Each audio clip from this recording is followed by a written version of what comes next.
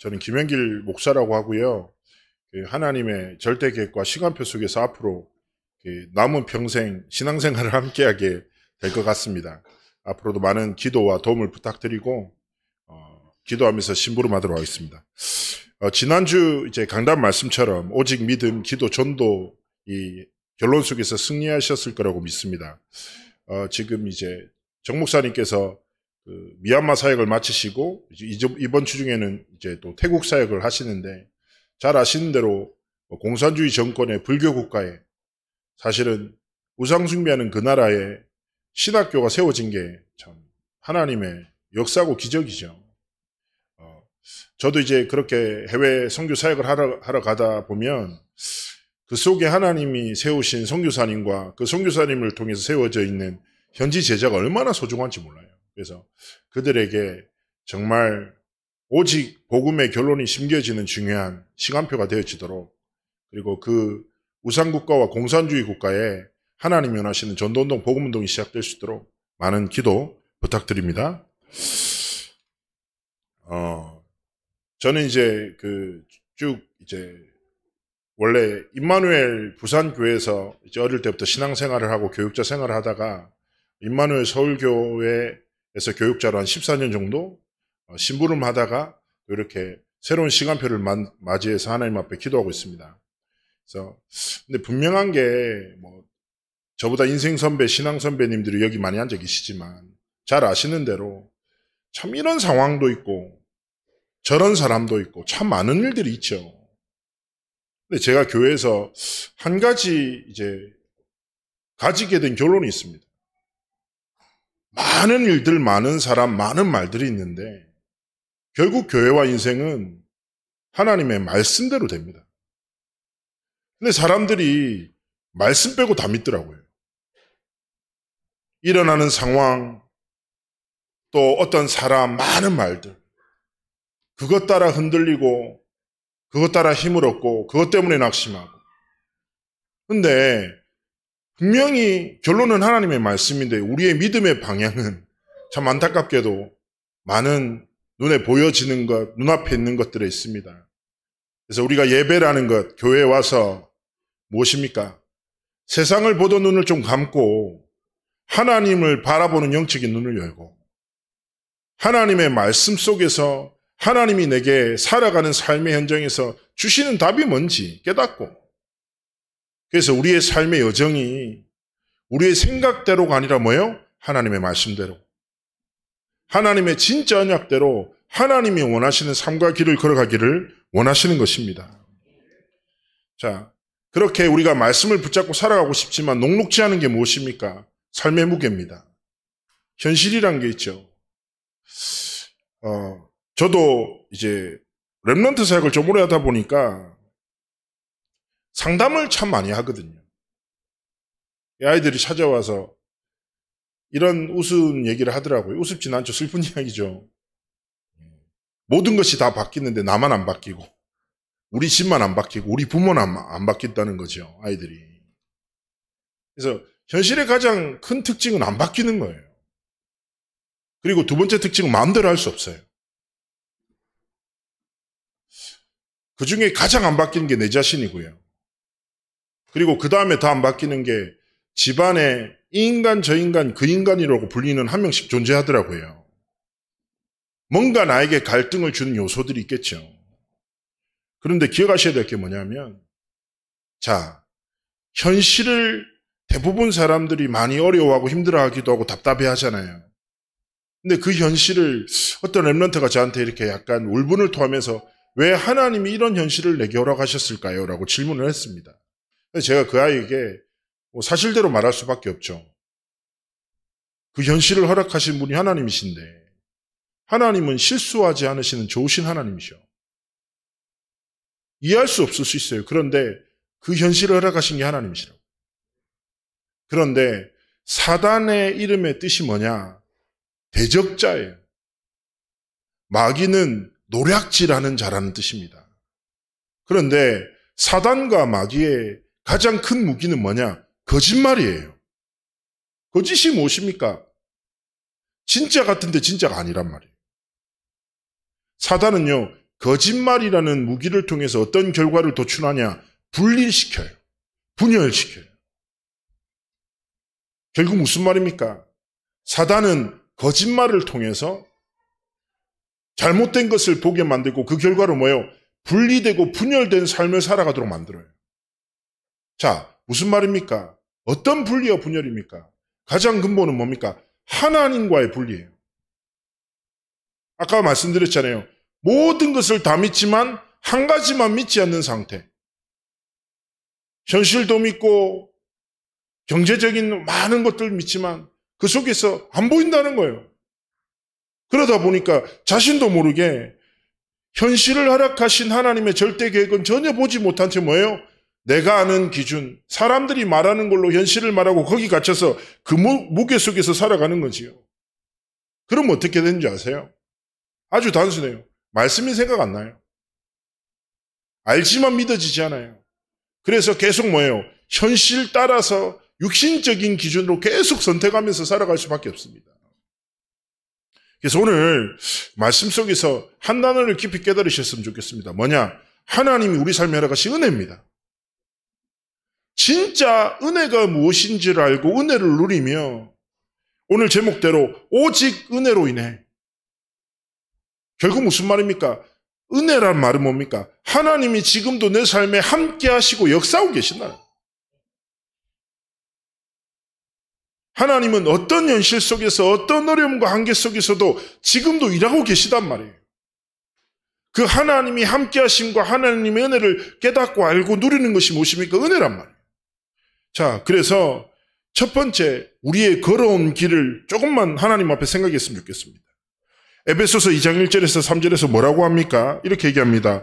허물과 죄로 죽었던 너희를 그리고 세상 풍조를 따르고 공중의 권세 잡은 자를 따랐던 불순종의 아들들 가운데 역사했던 육체의 욕심을 따라 지내며 육체와 마음에 원하는 것을 하여 다른 이들과 같이 본질상 진노의 자녀였다.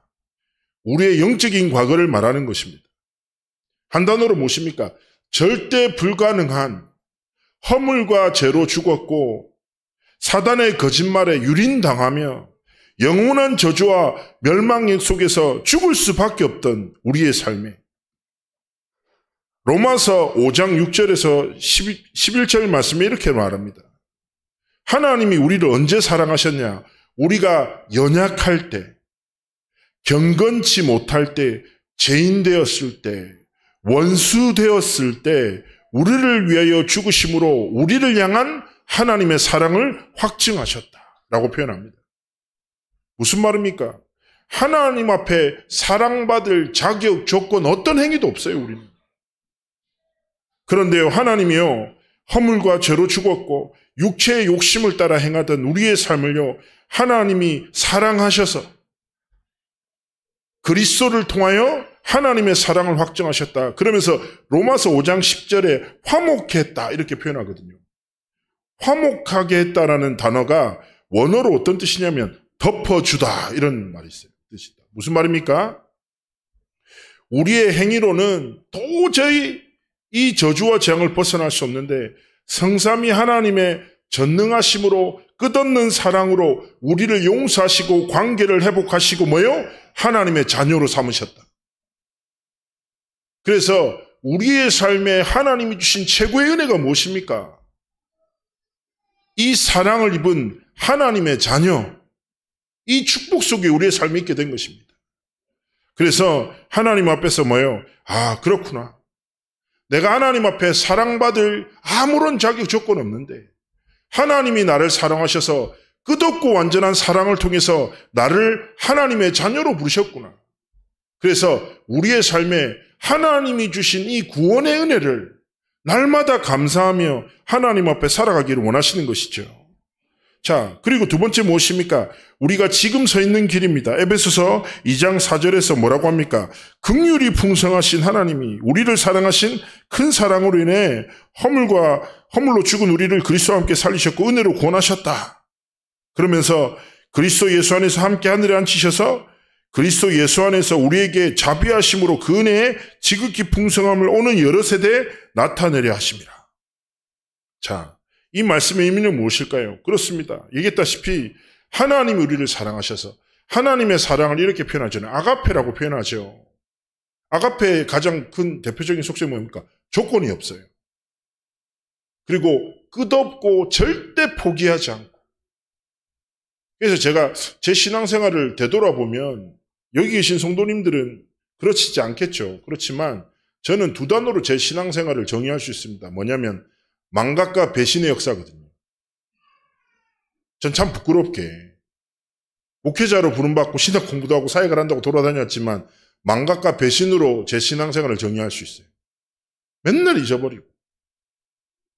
꼭 무슨 안개와 같지 않습니까? 말씀을 집중해서 듣는데 교회를 나가는 순간 생각이 잘 안 나요.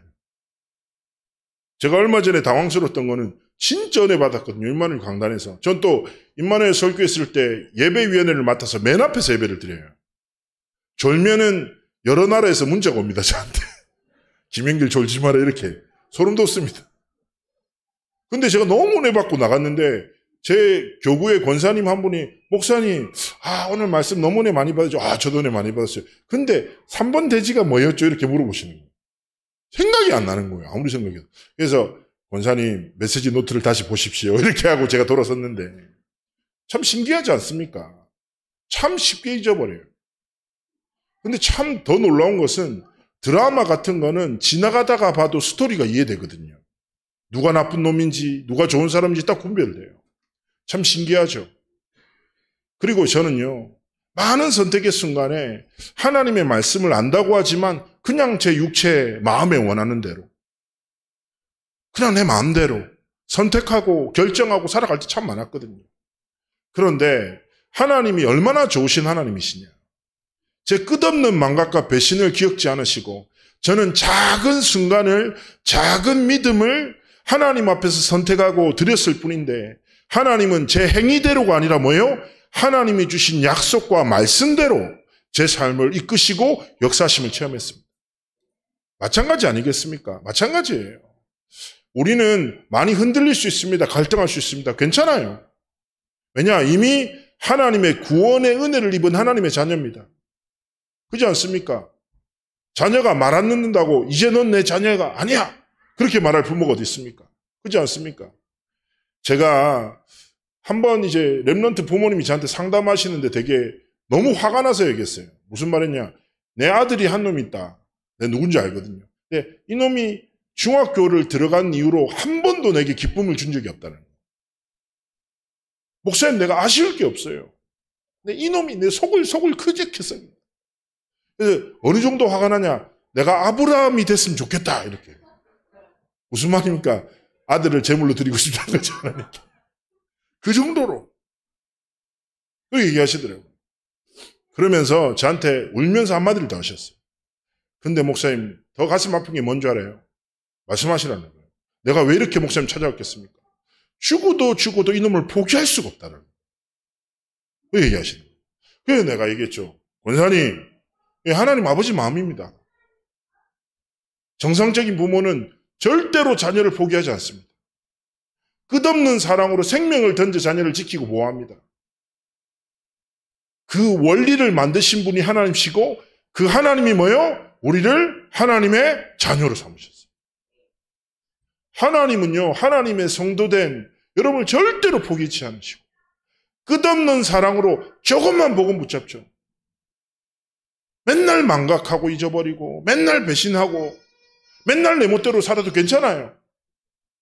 뭔가 대단한 결단이 아니라 작은 선택을, 작은 믿음을 들여 하나님이 원하시는 길에, 하나님이 원하시는 자리에, 하나님이 기뻐하시는 것에 삶을 드리죠. 하나님은 그 믿음대로 우리 귀한 성도님들의 삶과 모든 여정을 지키시고 역사하실 것입니다. 그래서 그 사랑을 딱 붙잡고 하나님 앞에서 뭐예요? 도전하는 거예요. 그리고 하나님이 뭐예요? 완전한 구원을 주셨다니까요. 그래서 현실에 대해서 얘기했지만 어느 날 저한테 밤 11시인가 돼서 카톡이 왔습니다. 고등학생 여자아이의 표현이에요. 정확히 이렇게 표현했어요. 내 몸속에 있는 땡땡땡의 피 한 방울까지도 뽑아버리고 싶다. 너무 화가 나서. 그 땡땡땡이 누구냐? 자기 아빠예요. 아빠가 너무 괴롭힌다는 거예요. 초등학교 4학년 때부터 일을 하루도 하지 않고 술만 마시고 엄마를 의심하고 자기 언니와 자기를 핍박하고 교회 다닌 것을 방해하고 심지어 교회 간다고 토요일 밤에 새 모녀를 집 밖으로 쫓아내버리고 한겨울에. 너무 애가 힘들어요. 그래서 제가 그런 이제 갈등들이 많았으니까 한 번은 이제 신학원을 마치고 이 친구가 이제 지하철에서 저를 만났어요. 장지역 지하철에 그 의자에 벤치에 앉아가지고 이 아이가 저한테 화가 나서 도대체 나보고 어떻게 하라고 이러는 거예요. 왜 하나님이 내게 이런 문제를, 왜 이런 어려움을 주시고 너무 답답하다는 거예요. 그래서 제가 이 렘넌트 붙잡고 이렇게 얘기했습니다. 땡땡땡아, 나도 화가 난다. 근데 내가 목사님이잖아. 얘한테 내 감정으로 얘기 못해. 나는 성경대로 말할 수밖에 없어. 너무 가슴 아픈데 성경에서는 네 부모를 공경하라 했다. 마음에 안 들면 공격하라가 아니라 무조건 공경해라 라고 말씀한다. 그리고 나는 한 가지 더 믿는다. 하나님 실수하지 않으셔. 좋으신 하나님이시거든. 내가 어떻게 했으면 좋겠냐. 근데 내가 한 가지를 말할 수 있다. 뭐냐면 앞으로 그 현실은 반복될 거야. 그리고 변하지 않을 수도 있어. 이 아빠는 여전히 술을 마시고 니를 괴롭힐 수 있어. 근데 네가 할 수 있는 건 선택이야, 선택. 믿음의 선택이다. 현실을 믿고 원망하면서 상처 속에서 일생을 살아갈 거냐?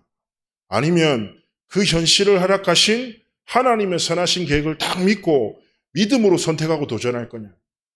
하나님 앞에서 결정해라. 우리는 아무것도 할 수 없어. 그러나 하나님 모든 것을 하실 수 있어. 하나님 앞에서 무엇을 믿고 살 건지 결정해라. 맨날 현실 믿고 상처 속에서 원망하고 낙심하고 살아갈래? 아니면 진짜 하나님의 약속 믿고 믿음으로 도전할래? 하나님이 원하시는 꿈을 꿀래? 이 친구 울면서 소리쳤어요. 저 하나님 믿을게요. 그래, 됐다. 그 뒤에 제가 앞으로 차차 말씀드릴 때가 있겠죠. 한마디로 말씀드리자면 현실은 그대로인데 이 아이의 영적 상태가 완전히 바뀌면서 가정을 살려버려요. 지금. 몇 년 전이죠. 조만간 시집 간다고. 저한테 안 그래도 얼마 전에 연락 왔었거든요. 자, 중요한 것은 무엇입니까? 기억하셔야 돼요. 우리가 정말 하나님의 은혜를 알고 하나님의 자녀의 신분과 권세를 누리며 하나님이 주신 구원의 참된 가치를 알고 감사하면서 진짜 믿음으로 선택하며 살아갈 때 지난주 강단 말씀처럼 오직 믿음으로 오직 기도로 오직 전도로 오직 은혜로 살아갈 때 뭐예요? 하나님의 분명한 선하신 계획과 뜻은 성취된다는 사실입니다. 사단은 끝없는 거짓말을 통해서 하나님이 주신 현실이 아니라 내가 인지하고 있는 현실에 갇혀 살아가도록 속일 것입니다. 조금만 영적인 눈을 뜨고 하나님 앞에서 믿음으로 도전하시기를 축복합니다. 그러면서 세 번째 무엇입니까? 미래입니다. 앞으로 가야 할 길이죠. 에베소서 2장 8절에서 10절까지 말씀합니다. 8절이 가장 중요한 말씀이에요. 자, 너희는 그 은혜에 의하여 믿음으로 말미암아 구원을 받았으니 이것은 너희에게서 난 것이 아니요 하나님의 선물이라. 행위에서 난 것이 아니니 이는 누구든지 자랑하지 못하게 함이라. 자, 우리가 뭐예요? 은혜에 의하여 믿음으로 말미암아 구원을 받았다라고 말합니다. 자, 이 단어는 이 성경 말씀은요. 우리가 단순하게 구원의 수단이 아니라 우리가 살아가는 모든 삶의 여정의 수단이 돼야 됩니다. 제가 말씀드렸잖아요. 우리가 우리의 마음대로 막 복음이 선택되고 됩니까? 잘 안 되죠. 그렇지 않습니까? 대부분의 사람들은 그냥 살던 대로 산다니까요. 그냥 반응하고 살아가요. 그런데 우리의 노력이 아니라 우리의 모든 삶의 수단, 모든 삶의 순간에 내 의지와 결단이 아니라 뭐예요? 오늘 에베소서 2장 8절처럼 오직 은혜로 인하여 믿음으로 말미암아 하나님 내게 매일매일 진짜 복음이 깨달아지는 은혜를 하나님의 뜻과 계획을 절대 계획을 믿는 믿음을 선물로 주옵소서. 그래서 내 노력과 방법이 아니라 내 경험이 아니라 날마다 하나님이 은혜로 주시는 믿음으로 우리가 갈등을 만나잖아요. 훌륭한 생각이 아니라 뭐예요? 성삼위 하나님이 함께 하시며 내게 은혜로 주시는 믿음으로. 갈등을 만났어요. 그 갈등 앞에서도 뭐예요? 성삼위 하나님이 나와 함께 하시며 은혜로 주시는 믿음으로 말미암아 정말 하나님이 원하시는 복음의 선택을 하나님 앞에서 행하고 하나님 앞에서 우리의 삶이 드려지기를 하나님 원하시는 것입니다. 그러면서 에베소서 2장 10절에 뭐라고 합니까? 우리는 그가 만드신 바라 그리스도 예수 안에서 선한 일을 위하여 지으심을 받은 자니 이 일은 하나님이 전에 예비하사 우리로 그 가운데서 행하게 하려 하심이라. 그렇습니다. 하나님이 우리를 만드셨습니다. 그리고 뭐예요? 하나님의 선한 일을 위하여 그리스도 예수 안에서 선한 일을 위하여 우리를 지으시고 부르셨죠. 기억하셔야 됩니다. 제가 렘넌트 사역을 하다 보니까 이제 아이들이 비전에 대해서 많은 질문을 하거든요. 자기의 비전을 상담하기도 하고. 근데 제가 이제 아이들한테 항상 얘기하는 게 뭐냐면 달란트를 재능이라고 하고 하나님 주신 선물이라고 하거든요. 근데 많은 아이들이 이렇게 생각합니다. 비전 자체를 내가 뭐 선생님이 되는 것 아니면은 사업가가 되는 것 아니면 뭐 의사가 되는 것 엔지니어가 되는 것, 뭐 이런저런 직업 자체를 비전으로 얘기하는 친구들이 많아요. 제가 렘넌트한테 항상 얘기하는 게 뭐냐면, 그건 비전이 아니지. 비전은 뭐냐? 그거는 달란트를 따라가다 보면 만나는 게 직업이지. 비전이라는 것은 그 재능을 선물로 주신 하나님의 뜻과 이유를 알고 살아가는 거야. 결국 무슨 말입니까? 하나님 앞에서 내 인생의 여정을 향해서 정말 하나님이 나를 통해서만 성취하실 하나님의 객관력이 있다는 거예요. 그래서 내가 가진 것이 무엇이고 제가 사역하다 보니까 어느 권사님이 제가 이제 뭐 이렇게 새롭게 조직을 세우는데 추천하니까 권사님이 목사님 이제 저는 빼주십시오. 저는 이제 늙어서 아무것도 할 수 없습니다. 그래서 내가 권사님한테 웃으면서 얘기했어요. 권사님 인생의 가장 젊은 날이 언제냐? 오늘입니다. 그렇지 않습니까? 남은 날 중에 가장 젊은 날, 가장 힘 있는 날이 오늘이에요. 그래서 권사님 늙었다 하지 마시고 오늘을 하나님께 드리시면서 시작하시면 됩니다. 그렇지 않습니까? 기억하셔야 돼요.